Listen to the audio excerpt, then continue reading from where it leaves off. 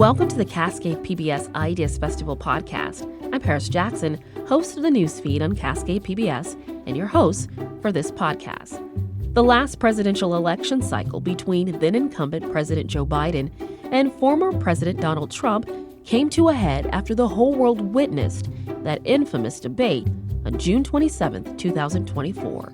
Today we're talking about the alleged cover-up of Biden's declining health in office. To understand that period, the GIST podcast host Mike Pesca sat down with CNN anchor Jake Tapper and Axios national political correspondent Alex Thompson to discuss their latest book at the Cascade PBS Ideas Festival in Seattle. In the conversation, Tapper and Thompson dug into many anecdotes from their book, Original Sin, President Biden's Decline, its cover-up, and his disastrous choice to run again. The two suggest Biden's health decline was more than just aging and losing his train of thought.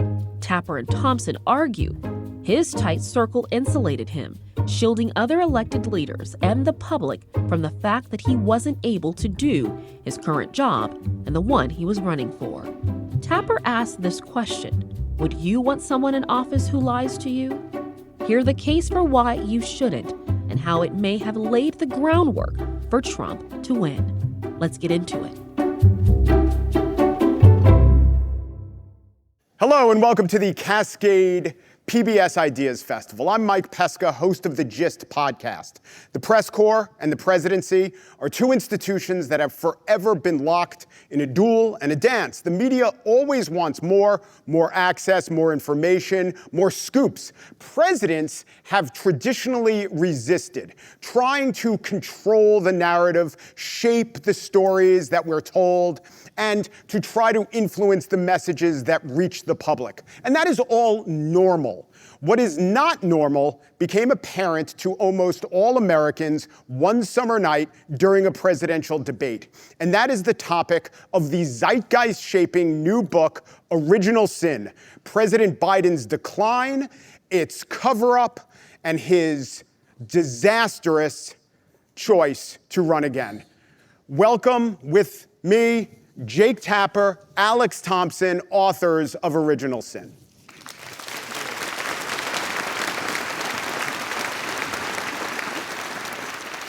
So as I said, zeitgeist defining, this is the kind of book that even if the people here haven't read it, maybe they read the excerpt in the New Yorker, maybe they've heard a few of the interviews you've done that you've not been lacking. I understand they're bringing back carpool karaoke just for you guys. So what I want to do is to lay out some of the major claims and then give you each a chance to highlight one or two. So we should note there are 4 cabinet members in the book who talk about President Biden's decline at different stages. There are a few named members of Congress. Seth Moulton is one. Annie Carnes is one. Adam Smith. Quigley is one. Adam Smith is one. There is an unnamed foreign head of state. There are the big donors. There's Bill Daley. There's Jeffrey Katzenberg, people who say, I've known Biden for years. He wasn't the same Biden. I shook his hand. He seemed frail. More than a few people said something like, he seemed like my dad before he died. So we can't get to the whole scope of this tapestry that you weave, but just each of you, give me a thread, if you will, an anecdote that one of your sources told you that brings alive what the situation was. Alex, you could start. Well, this isn't a story a source told me, but rather months of President Biden's private schedules that were given to me in 2023 and 2024. And what you can clearly see, now we, as reporters, saw the public schedules and that he obviously didn't do many events in front of a camera after 4 p.m., didn't do many events in front of cameras before 10 a.m. But the private schedule was also incredibly constricted. And what it showed was that basically the White House apparatus was slowly adapting to his limitations and to his decline. There was one day in particular that always stands out, which it was October 3rd, 2023. And it's not an outlier either. There's many days that are very similar to this. And basically his day is a few meetings from 10 to 1, about 2 hours of what they called POTUS time, a half hour of desk time, and then a short meeting with his chief of staff, and then dinner and back to the residence by 4:30 p.m. That was the full day. And seeing months of these calendars over the course of late 2023 and 2024, I think just showed how, despite some saying that this was sort of in plain sight, people were worried about his age, that in private there were also a lot of things being done to control for his limitations. If I could just take 1 second just to thank everybody at the Cascade PBS Ideas Festival for hosting us. It's really exciting to be here. Thank you to Mike and his wife for coming all the way from Brooklyn. And thanks to friends of mine who are here, Howie and Rachel and some others for turning up. I have a second cousin named Steve Scher, who's like a PBS legend in Seattle. Is he here? I don't know if Steve is here. There he is. That's my second cousin, Steve Scher, who I've never met. Wow. PBS bringing. I'm sorry, not PBS, NPR. Oh, okay. Sorry. We were talking about PBS and NPR backstage, so I got confused. NPR legend. So Steve, please come by so I can say hi to you and we can send a picture to my dad. Sorry about that. Do you want to go over dinner plans or? We got a book tour to go. I wish we had time. So there are a lot of stories, and when Alex and I started reporting on this after the election, to be completely candid, we didn't know what we were going to get. We didn't know how much we were going to be able to mine, and we were surprised at how much we got. We got so much that like some of the things that we got early on in the reporting process didn't even end up in the book because of word limitations. Yeah. I'll tell you one of those just because it's not in the book. But Congressman Aguilar from California, right after the debate, he does an event in New York with Hakeem Jeffries and President Obama. And President Obama is trying to do his thing about, like, we all have bad debates. And, it's not really legitimate. Obama's one bad debate was, he seemed a little peeved, but he didn't seem, non-functioning or addled in any way. Anyway, and Aguilar comes back to California with his wife, and they've got two teenage boys, and they're trying to do the spin. Congressman Aguilar, who's the third-ranking House Democrat, to the kids about, it's just one bad night. He had a cold, and the two teenage boys are just not buying it. And they're like holding up the TikTok videos, and they're like, "Come on, Mom and Dad." But I think there were just a lot of moments that we got in the book where we just could not believe the story. And the one of the most shocking ones was in the New Yorker excerpt, which was that President Biden didn't seem to recognize George Clooney when he saw him backstage at that big fundraiser that George Clooney was a co-host for, that raised a record $30 million for his campaign. And George Clooney had known President Biden since he met him after 9/11, and he dealt with him as an activist against the genocide in Darfur when he was vice president, and on and on. And that's just a shocking thing. And it also just explains why Clooney wrote the op-ed he did, because he saw what every one of us saw debate night. He saw it backstage at that fundraiser. And we just have lots of anecdotes like that, of moments. Look, we all age and we all lose our train of thought and we all forget names. And this isn't that. This is what we uncovered in our reporting, is that there was the fine Joe Biden that, if he shows up on TV, not threatening to beat us up, which he did the other day. I guess people don't know that. Okay, never mind. You guys don't watch enough CNN. The Joe Biden that's fine, seems old, but he's fine. And then there's the one that we saw the night of the debate, who's non-functioning. Doesn't seem in control, doesn't seem in command. And there was just that Joe Biden. We wanted to know how much that person reared his head before the debate night, and we found out it was more than you'd be comfortable with. Yeah, unless you come away with the impression, or one comes away with the impression that this is mostly affect. That was one of the strengths of the book to me, that it was deep. It wasn't just communication or affect. It wasn't even my conclusion. It was the people closest to him coming to that conclusion. So all presidents have to be gatekept. Otherwise, the job's impossible. Around him are a series of close advisors that you call, because that's what Biden world called it, the Politburo. Were the walls higher and thicker with the Politburo than any other president that you've reported on or encountered? Certainly that I've reported on. Jake's reported on more White Houses than I have, but also it was that way to members of the cabinet. They could not believe the amount of control and access that these people had, and it went beyond even members of the cabinet, members of Congress, other senior members of the Democratic Party.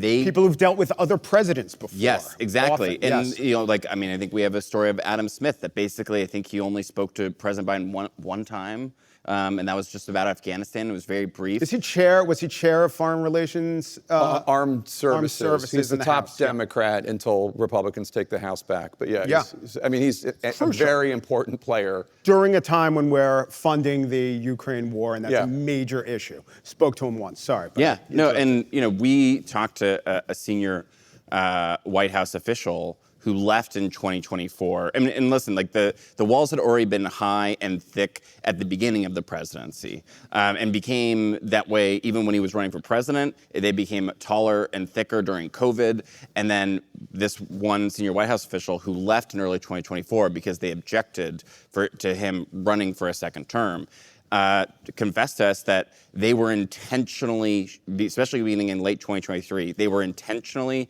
shielding him, not just from the press, but from his own staff, so that people did not realize the severity of the decline. So it's really like late 2023, early 2024, those walls are getting almost impenetrable. And they were hiding that non-functioning Biden, that at times addled Biden, from the American people and from fellow Democrats. And ultimately, the debate is just their luck ran out. Because they'd obviously been able to manage him to the point where he was able to give that great State of the Union address, or at least vibrant State of the Union address. And there were improvisational moments too. It was more than just reading off the teleprompter. He got a lot of strength from that. He parried with Republicans in the crowd. 100%. Yes. So I've covered White Houses since Bill Clinton's White House, and you just can't compare how insular and how small this group was. The other thing that I think is important about it is, with the exception of Donald Trump, who I think surrounds himself, especially this term as opposed to his first term, he surrounds himself with a lot of yes men, people who just tell him what he wants to hear. I think that's what Biden had too. I'm not comparing the two men, I'm not comparing the two presidencies, but the style of leadership is the same. And I think, Mike, you would agree that one of the things that is important for a leader in any field, media, business, Starbucks, Amazon, is to have people around you who can tell you that's a bad idea, that's a mistake, let's talk about this some more, because otherwise big mistakes are made. And I think that President Biden had removed a lot of those people from his group. And let me just make one other point, because I recognize that this is a blue city and a blue state, and it's a PBS Ideas Festival. We are not unsympathetic to Joe Biden in this book. We respect his service. We respect all of the hardships that the fates have thrown at him. I do not think this is a mean book. This is about a consequential decision, a bad decision in retrospect, that he made. We try to explain why he made it. We try to explain the world from his point of view, why it should not have happened. And for people who are saying, why aren't you covering Trump? Well, I do 2 hours every day, so I do that, as does Alex. But beyond that is the simple answer of, this is how we got a second term of Donald Trump, because this happened, because Joe Biden decided to run for re-election even though he had made an implicit, not explicit, but implicit promise he would be a one-term president. And then even after it became very clear that he was having these moments that made it clear he could not do this job of being president for another term. And I don't really think there's any serious debate that he today would be capable of being president until January 2029. I just don't think, even before the tragic cancer diagnosis, I just don't think he would be up for that. That decision meant that a very strong bench, including Jay Inslee, or I'm trying to think who would draw applause, a name, but apparently I failed. But a very strong Democratic bench did not get a chance to run, whether you're a fan of Newsom or Shapiro or Whitmer or Warnock or whatever, and that attempt to suppress and hide from you what he was having moments of behind the scenes meant that once it was exposed to everybody on June 27th, 2024, in my personal view, and I think Alex is in the view of a lot of Democrats that are around the Biden White House and the Harris campaign ultimately, there was just no recovering from that. The Democratic Party, whether or not every Democrat knew or not, a Democratic official, was exposed to people or portrayed in people's minds as lying to them. Yeah. And that's a real mistake with real consequences. And you're reading about them in the paper every day. There's another subtle difference here. Mostly when we think about what were the consequences of Joe Biden's mental acuity slipping to the degree that it did, mostly the analysis is something like what you said. That made him unelectable, and then play out the string. Would Kamala Harris be able to, in her 107 days, beat Trump? And the answer was no. So the premise is the consequence of him having mental slippage was that he was unelectable to America. But I'll raise another point. If he had mental acuity, he very well, and I'd like to hear what you think about it, he very well might have decided to do what he promised or strongly implied in 2020. He might have said, I'm going to be the bridge. Because part of mental processing is having a theory of self, is having an understanding of how you come across and what your powers are. And so I think perhaps it's true that the mental slippage also led him to the bad decision to run again. I think that's possible, but what our reporting shows is that to believe that Joe Biden was going to be a bridge and a one-term president is not really, is sort of ignoring the previous 79 years of his life. As one person put it to us, is like, he is nothing if not for this. Mm-hmm. He has put everything, his entire life, and he has, basically made this a family, drive for decades. This is a guy that wanted to run for president as soon as he was constitutionally eligible. And he got elected to the Senate, right, before he was old enough to be in the Senate. Yes, he was 29 years old. His birthday was, he turned 30 between Election Day and swearing in day. So it's constitutional, but he's a young man in a hurry. But yes. I have to say, I agree. I'm a fan of yours, and I love how you throw out theories and everything. It's one of the reasons I listen to you all the time and all that. But I think he's just like every president, like every politician, an egomaniac, and it was always going to serve as secretary. Yeah. I mean, and it's hard to get there, and once you get there, you don't want to leave. Yeah, so I don't know that I buy that theory, but as Alex says, it's possible. Yeah. Now, as far as the Politburo and the specific people, I'd like to invite everyone in the room to close their eyes and picture Mike Donnellan. You're not thinking of anything, are you? Because he's unknown to you. You may have heard the name. And so this is my question, how? How does so much power, or Anthony Bernal, an even less constitutionally vetted or approved by, and you could explain who he is, approved by Congress, how in such men, who are advisors to the president, how does such power reside? Well, I think once you get into the White House, once you're victorious, you have a ton of automatic power, and then it's just wielded in different ways. And the way that this White House works, so Anthony Bernal was the First Lady, Jill Biden's chief of staff, almost inarguably the most powerful chief of staff to a First Lady ever, because not only did he have his fingers in Biden's schedule, every single event, personnel that were placed and making sure that there was loyalty. he also and the First Lady were basically the ones, people would allude to them as loyalty police, that he sets the direction and dissent was seen as disloyalty. That it speaks to Jake's point before where, you need people that are willing to get in your face and say no. And over time, those people were slowly, excommunicated from like the Biden circle. So I think and I guess you say, so how do these few people get power? It's because they were undisputably loyal and they had been with him for a long time. And that group of people is not that big. I was looking, Anthony Bernal, you had broken a story on him or reported a bit about his personality and how loathed he was. To this day, Anthony Bernal, one of the 2 or 3 most consequential people in keeping Biden from his staff and the public, he has a Wikipedia entry of 7 sentences. And by way of comparison, Brutus the Barber Beefcake, who was a wrestler in the 80s, 158 sentences. So it does seem that something went wrong. And I wouldn't say it was because Anthony Bernal is a Svengali or so damn skilled at what he was doing.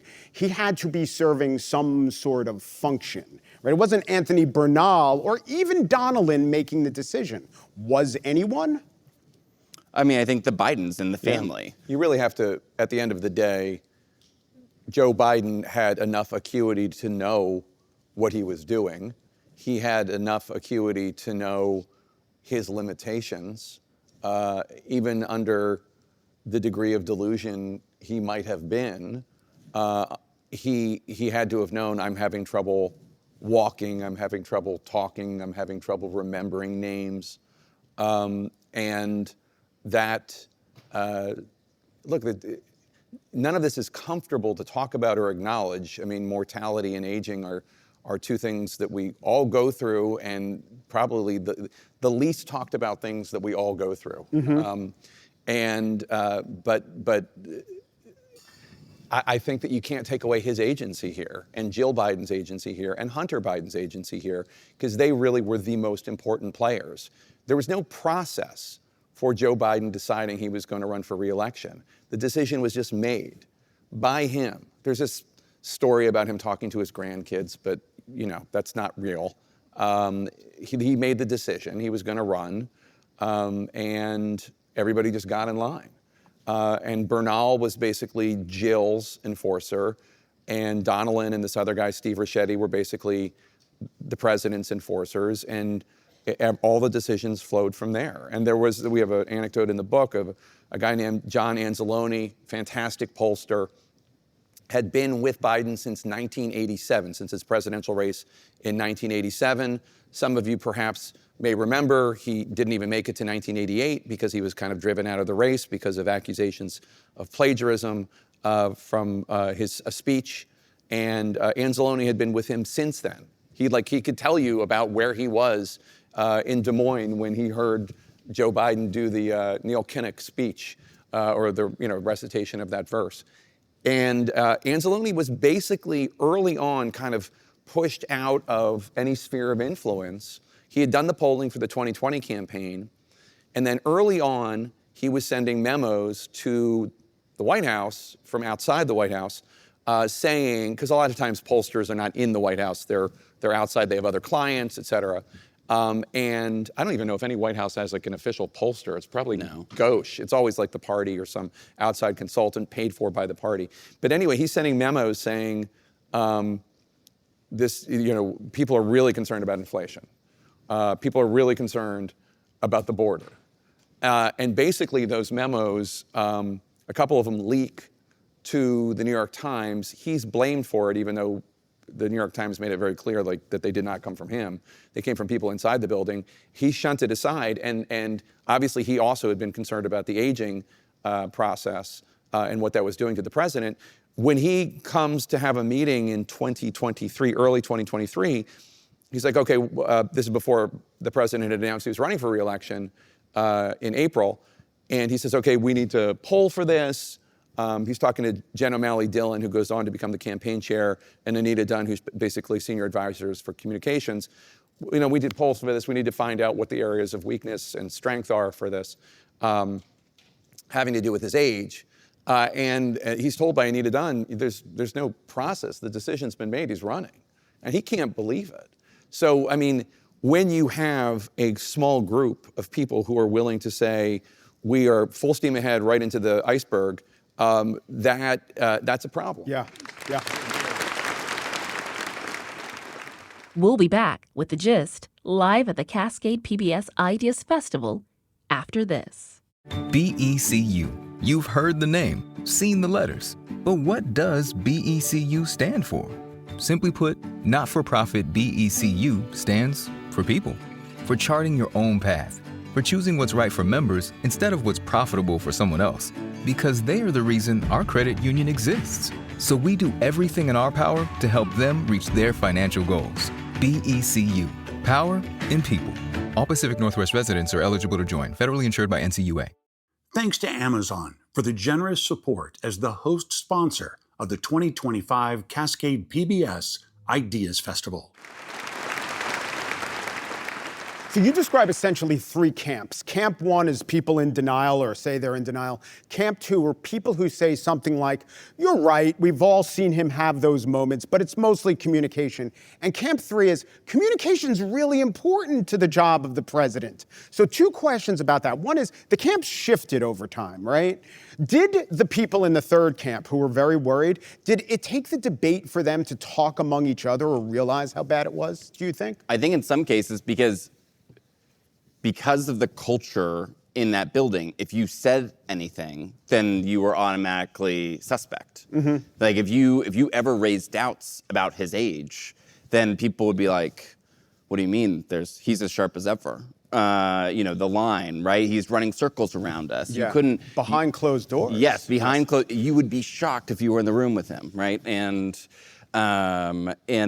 so I do think the debate gave permission. And I can tell this too because I was able to write a lot of stories after the debate because not only were they finally willing to talk to each other, they were also finally willing to talk to reporters. That like they had been noticing things that gave them pause, that worried them, and now they realized that the consequences of having not said anything could mean not just Donald Trump winning, but Republicans getting huge majorities in Congress. I'd also say just one little thing on the third camp.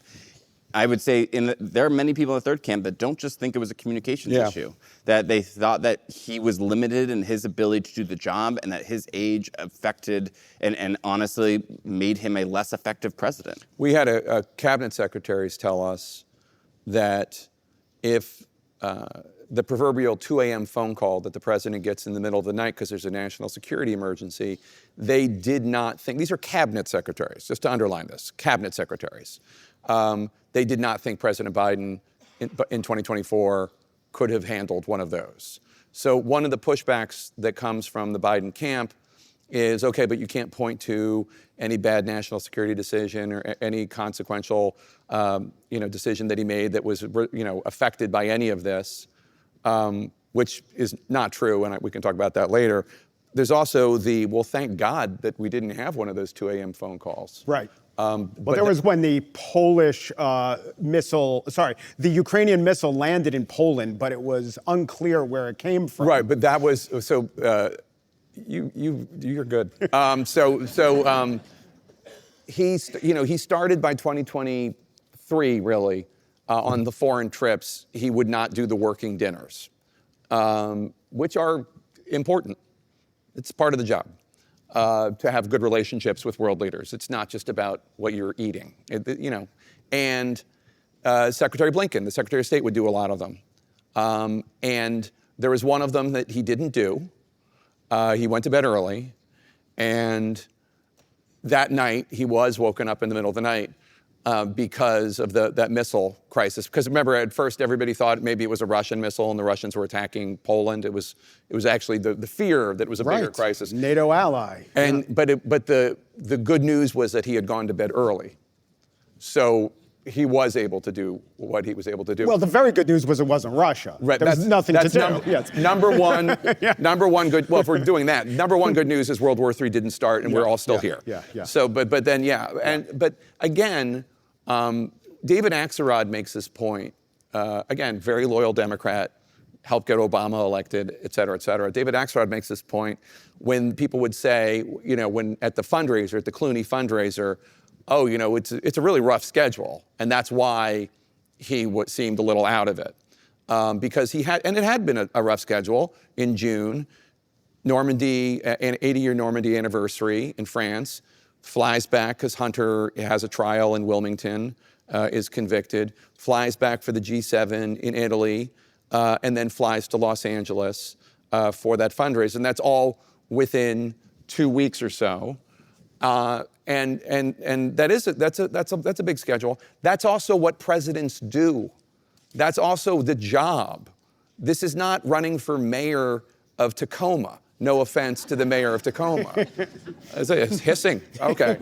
I'm just saying, it's not, in terms of your travel schedule, being mayor of Tacoma, I'm sure, is a very important, challenging job. Sure. But you are not the leader of the free world going to Ukraine and going to France. I mean, it's just different. So that idea that, he had a really rough travel schedule, I don't even understand that as an argument. Yes, he's the president of the United States. Yeah.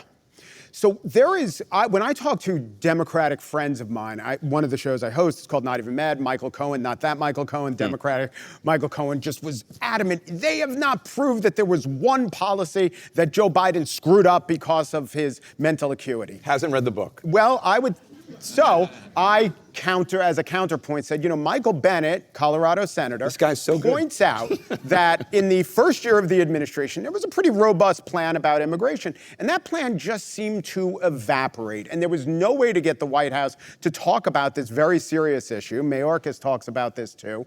And it was probably the number one issue that, redounded in his face. That and inflation. And then you have to wonder, while he was debating with Joe Manchin and others about whether to pass what was called the Inflation Reduction Act, the progressives wanted so much more money in the bill. Was he on top of things? Larry Summers and Jason Furman, two big Democratic mainstay economists, were saying, you can't have this much in the bill. It's going to cause inflation. Do we know that he even got that piece of advice from people who would normally be exactly in the ear of centrist, reasonable President Joe Biden? Do we know that?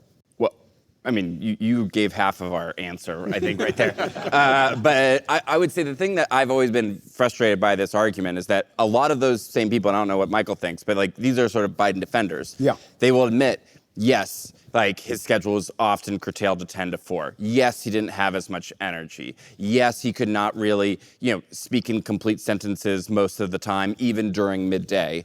Yes, even important meetings were often just in the middle of the day. But we swear, despite all those things, his decision-making was as good as it was 40 years ago.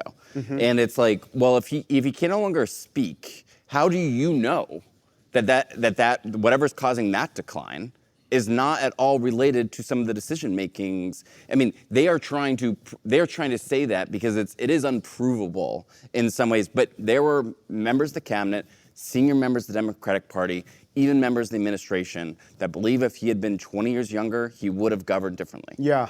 I think the governance part is an important part of it. And look, for example, we do have moments in the book from 2021 where there's this whole debate about the Build Back Better bill and whether it should be tied to the infrastructure bill. And I won't bore you any further than to say Biden goes up to Capitol Hill and he's supposed to make a pitch to the House Democrats, and he doesn't make it. Right. So Nancy Pelosi's stunned. She brings him in to do one thing, and he doesn't do it, and then she brings him back. Yeah. And he doesn't do it again. Right. And by the way, if you want to talk about should there be an upper age limit for politicians, she is 2 years older than him. She's 2 years older. She's as sharp as anyone in the book. And she steps down voluntarily from her leadership position in 2022, as do Steny Hoyer and Jim Clyburn. So, I mean, there were octogenarians who understood, it's time for a new group to come. But in any case, so that's people do look, House Democrats do look back at that and I wonder if there was something going on there.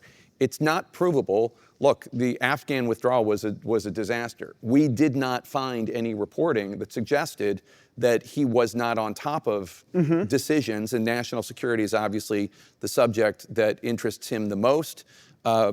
Afghanistan, the war in Afghanistan being a mistake is one of the central principles of his life, or at least of the last 20 years. So we didn't find anything in there, so it's not in the book. Because, now, did his hand, again, the way he handled that fiasco, not apologizing, not firing anybody, not expressing enough contrition, and it was after that his poll numbers sank into the 40s and then at times into the 30s. So that was a consequential decision, and his handling or mishandling of it also consequential. We can't tie that to his acuity at all. Right. So who knows? But the Bennett thing is interesting because Bennett goes to the White House in June 2024 for an immigration event. Senator Bennett, this is a very weird moment, and I wish I could just show it on the screen. But President Biden, during this event, has some sort of an event while he's speaking. And neurologists we talk to say it seemed like a neurological event, but they can't diagnose him from afar. But it was odd. It wasn't a stutter. It wasn't just that thing where you know how sometimes he whispers. Do you know what I'm talking about? He'll whisper to make a point, and it wasn't that. Did anybody? I hope you heard me. I'm not as good at the whisper thing, but he has some moment where he says something and you can't understand what he's saying, and you don't even understand what's going on. Bennett leaves the White House, and he'd also had an interaction with the president privately, and he thinks this is why our immigration policy is a mess, because the commander-in-chief cannot manage the portfolio. Being president requires somebody that has the acuity to understand, okay, these advisors want me to do this, and these advisors want me to do that, and I'm taking it all in, and here's what we're doing, and you do this, and you do that. And in Bennett's view, President Biden can't do it. And in Bennett's view, whatever you think of Trump's actions on immigration, or Obama's actions on immigration, or Bush's actions on immigration, they were able to manage the portfolio. So I don't buy it. Yeah. I just don't buy that it didn't have an impact. I also, personally, it's very frustrating to me when someone articulates that, and I say, well, what do you think tactical management of international relations is? Do you think that John F. Kennedy during the Cuban Missile Crisis had one policy that he pursued? No, he had to think about ways to trade missile systems from Turkey because they were in Cuba. There was so much multidimensional chess, and if you're just Khrushchev sent them two different telegrams. Yes. Why? He chose to we're going to ignore the one where he's threatening to blow us up, and we're going to take this. I mean, you have to be on top of things. Yes, and so I'm not saying that every president can be a Talleyrand on the international stage, but it does take more than we're going to have a Gaza pier, and then it turns out that this is just something I thought of, it's not in the book, but it just came out that there were 20 casualties of the Gaza pier. It was operational for 20 days. It cost $100 million. Can we know that Joe Biden even knew about that, right? We don't know. I don't know if you reported on the Gaza pier. I want to ask you about reporting, which is, we have a few minutes left. I know why, and Alex was the best reporter actually pursuing these issues. And I know why you can't, in getting people on the record, browbeat them, and you don't want to be performative and say, how dare you? But can you, or did you do anything to elicit any real grappling with, my God, what have we done, from, say, the cabinet members? Yeah, how could you not, all these conversations, especially with the cabinet members, we agreed that they would be anonymous. And then, they're saying these explosive things. Now, some people have said, well, you shouldn't have made them anonymous. Well, we agreed to make them anonymous. Yes. So we tried to get them all on the record, yes, obviously, that we, of course. Yes. But these people are fearful. Yes. But to your point about remorse and thinking back, yeah. And I guess this is the way that, I think this is the rationale, if I'm sort of distilling all of them into one person, including some senior White House officials, is what were my options? I didn't have access to him. Mm-hmm. I could have gone public with my concerns, but that was not going to change this guy's mind. He didn't care if I went public, and it was only going to help Donald Trump. And as bad as this situation is, with having a president that cannot do the job he is running for, that is still a better scenario than Donald Trump winning. And I think that's how they think about it. But now that Trump won, I think there's is that the right call? Was that the right decision? The incentive structure in our politics is not constructed to reward courage. It just isn't. Journalism's different. You might argue that the incentive structure in journalism these days is to preach to choirs.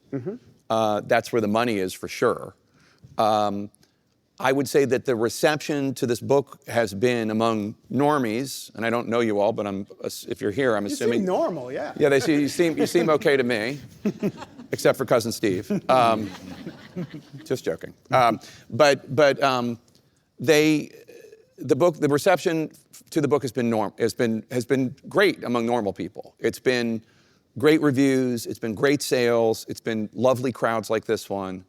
But the reception among official liberals, let's say, or progressives on the left, and conservatives or MAGA or whatever on the right, has been ferocious. It's been absolutely ferocious. Now, I don't care. I mean, we're reporters. We don't have to appeal to those groups. But if you're a Democrat, you have to worry about these people, especially if you're going to run for office.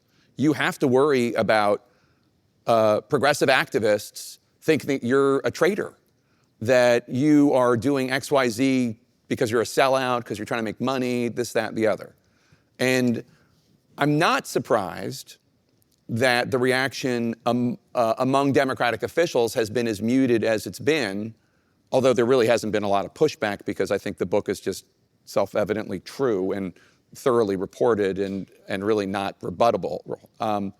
But you haven't seen, Senator Chris Murphy from Connecticut, who's almost certainly going to run for president based on his behavior, not any inside reporting I have, he's acknowledged that obviously President Biden lost some cognitive skills, just how much he doesn't know. But we haven't really heard anything from Whitmer, Newsom, Shapiro, et cetera. We were supposed to do an interview on Newsom's podcast that somehow got slipped off his schedule.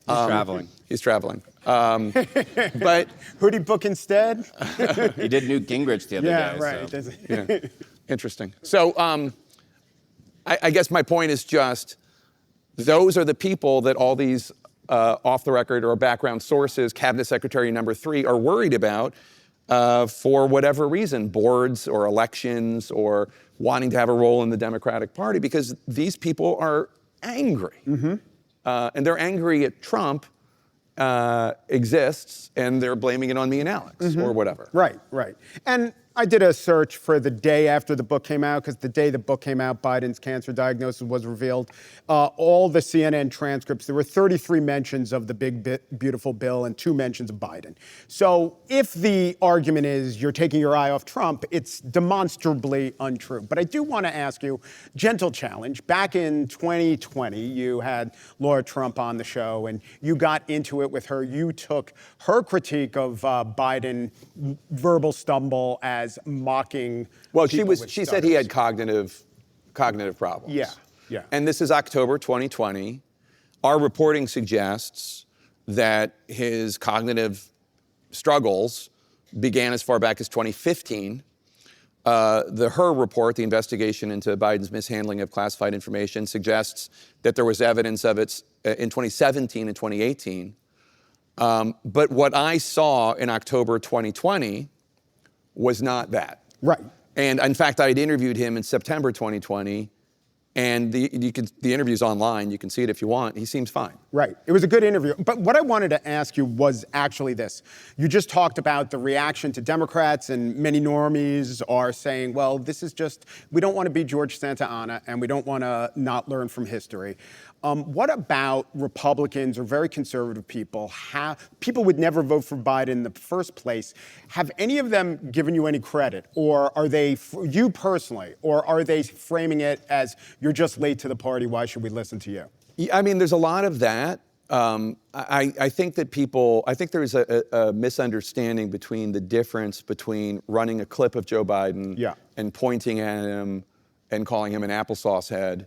And that, which was certainly going on throughout his presidency. And again, they were right about to have skepticism about his cognitive skills. They were right. But that's not reporting, it's commentary, and it's fine, and I don't have an issue with it, but that's commentary. What Alex and I did was talk to more than 200 people, have intense interviews, have a very serious process of reporting, fact-checking, coming up with a narrative, investigation, and presenting this to the public as to this is the best first draft of what we think actually was happening and why we're all in this boat. And there have been conservatives that have said to me, I think this book is important. But generally speaking, it's kind of just taken as a given on the right that like they knew all this and this, you know, and what else is new. But that said, I mean, I think this book has been accepted as true, been accepted as accurate, and allowed for a discussion about something very important to every single person in this room, which is how much was that White House lying to you, and how much were those decisions responsible for the fact that, you know, there aren't going to be foreign students studying in the United States, or the tariff struggles that people, no doubt, are in this port city are experiencing. Yeah, because there was a direct, in my view, and Alex's, a direct cause and effect. Maybe not learning from history, we don't repeat it, but we experience the funhouse mirror photo negative version of it. I want to thank my guests, Alex Thompson, Jake Tapper. The book is Original Sin. And thank you all so much.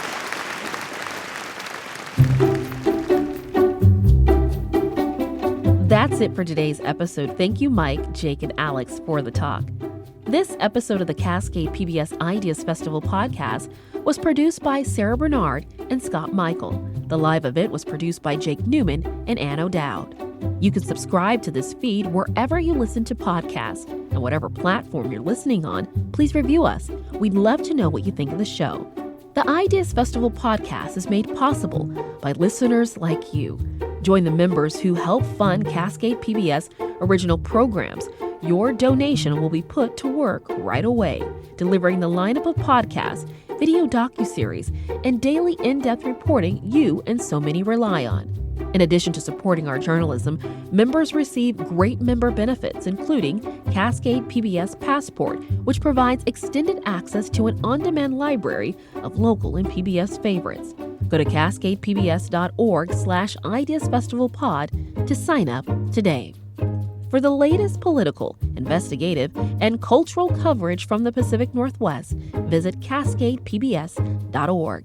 I'm Paris Jackson. We'll be back next week with a live session featuring Radiolab for a discussion about brainwashing.